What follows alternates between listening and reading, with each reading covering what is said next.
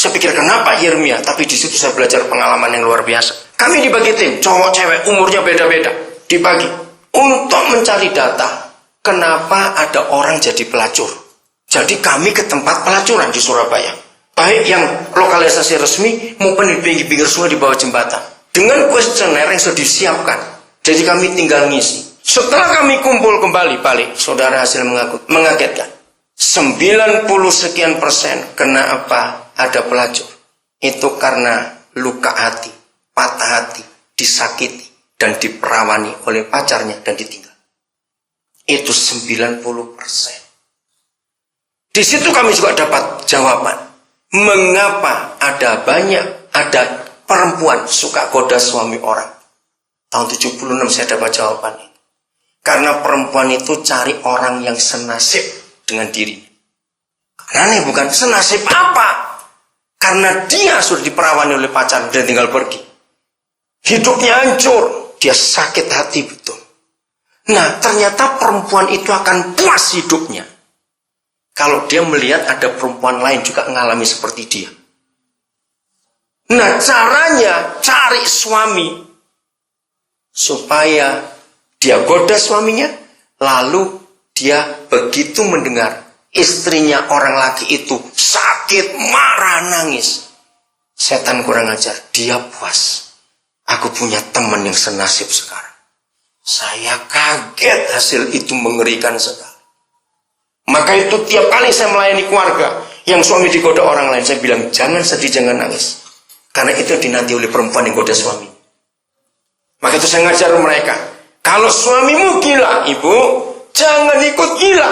Kalau ibu ikut gila, anakmu ikut 2 orang gila. Lo betul tidak? Biar bapak aja yang gila, supaya anak masih punya ibu yang waras. Walaupun itu sulit. Ngeri, sorry, itu tahun 76 kami sudah punya hasil itu. Sekarang lebih gila lagi. Catat ya ayatnya, nggak usah dibuka karena waktu. Dalam 2 Samuel 13, nggak usah dibuka, nanti aja. Saudara, saya sudah diskusi dengan banyak psikolog. 2 Samuel 13 adalah catatan yang sangat hebat. Ribuan tahun yang lalu. 90 sekian persen kalau orang pacaran lalu hubungan seks, maka 90% cowok pasti meninggalkan cewek. Aneh. Tanya kiri kanan teman-teman, siapa yang pernah ditinggalkan oleh cowoknya? Pasti pernah ditiduri. Maaf saya berkata ini. Ternyata ada ayatnya di Alkitab. 2 Samuel 13. Ketika saya bebasin dengan beberapa psikolog, mereka heran. Jadi ada di Alkitab tulisan itu. Ini buktinya.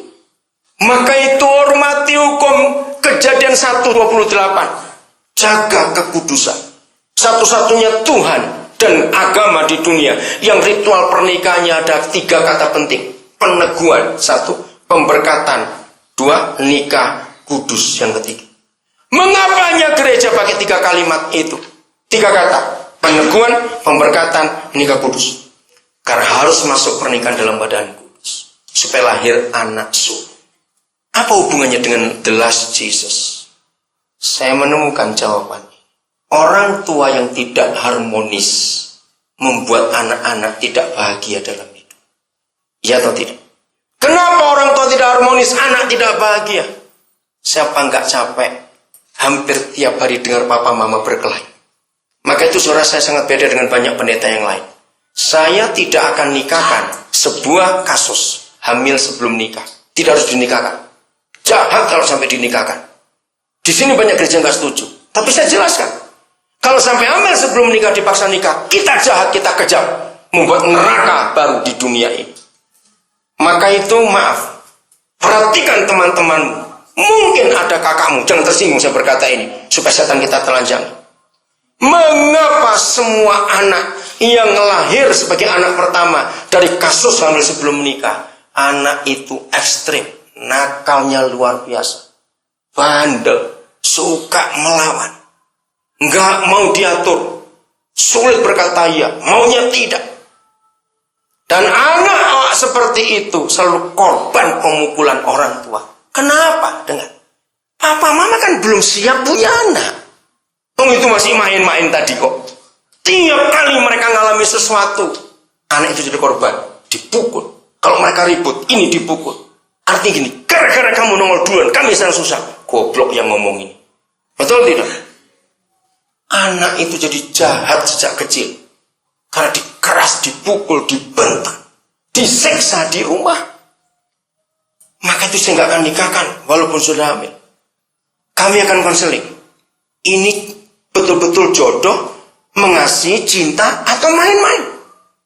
Kalau mereka nggak siap, jangan nikahkan. Saya bilang pada kedua orang tua, lebih baik ditahan seperti ini. Supaya nggak ada korban lagi, biar korbannya cuma ini. Karena kalau tidak, begitu menikah, neraka baru tercipta. Orang tua dari dua pihak akan tersiksa. Ayo, orang tua mana yang bahagia kalau dengar kabar anaknya ribut terus dengan menantunya di rumah? Betul nggak, Saudara? Bagaimana nggak cinta dipaksa menikah? Ini kan jahat. Jadi pihak laki harus menanggung biaya selama kehamilan. Kalau sampai anak sudah lahir, pihak laki harus biayai juga. Sampai anak sudah sekolah, ternyata mereka masih belum tahu cinta atau tidak, pihak laki tetap harus membiayai. Setelah sekian tahun, ternyata tidak, terbukti bukan cinta, bukan. Berhenti pembiayaan setelah si perempuan itu menikah. Baru aman rumah tangga itu, anak nggak akan jadi korban. Daripada orang tua malu, tapi orang tua senang buat diri sendiri, anak itu menderita. Nah, apa hubungannya dengan The Last Jesus? Dengarkan lagi sekarang. Anak-anak yang lahir dari keluarga yang gak harmonis tidak akan pernah bisa ngomong tentang kebaikan Yesus. Mana Yesus gak baik? Buktinya rumahku kayak neraka. Papa mamaku berkelahi terus. Dia dengar khotbah Tuhan bagi Yesus baik, dalam hati berkata bohong. Kalau Yesus baik, kenapa aku begini?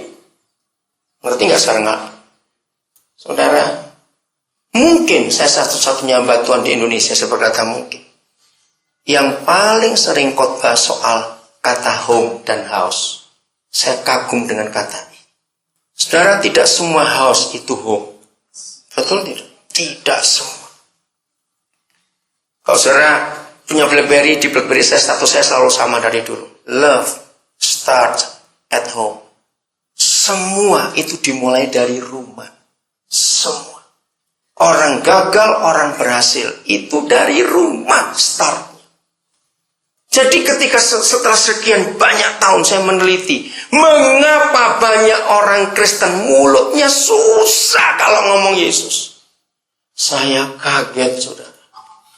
Ternyata dari rumah. Ketika papa mama tidak harmonis, anak-anak menderita. Jadi waktu rumah berubah jadi neraka, disitulah Yesus nggak akan nampak lagi. Saudara, Alkitab ini adalah satu-satunya buku yang paling banyak bicara soal pernikahan. Tidak ada buku sehebat ini. Siapa masih ingat apa yang terjadi pada anak kecil? Ya, di bawah 8 tahun. Tergantung relatif ya. Kalau mereka diajak orang tuanya ke tempat yang ramai, pesta, musiknya balon, permen, wah makanan, acaranya, badutnya, wah rame.